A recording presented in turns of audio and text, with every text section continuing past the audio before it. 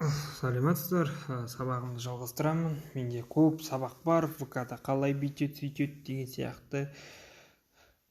Соны қарап шығыңыздар. Так, плейлист бар, айтпақшы ВКонтакте туралы сабақтар деген сияқты. ВКонтактеге видео салу үшін осы жерге басамыз. Міне. Видео дегенге басамыз. Одан кейін мои видео дегенге кіреміз.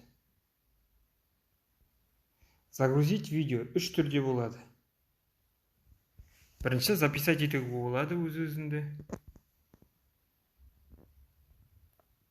Мысалы осылай.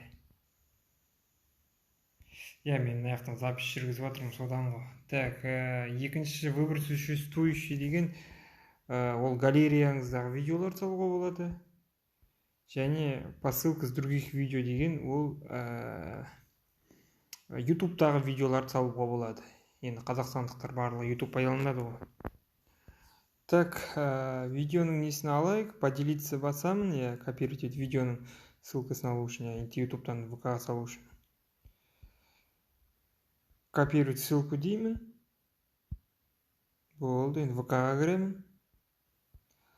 По ссылке с других сайтов деймін, осы жерге вставить етемін.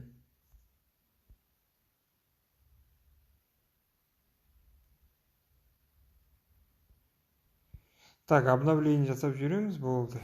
Міне. Осы видео. Так, көрейік, қалай болады. Редактировать етіп аламын, поделить ете аламын, удалить ете аламын, сөйтіп кете береді.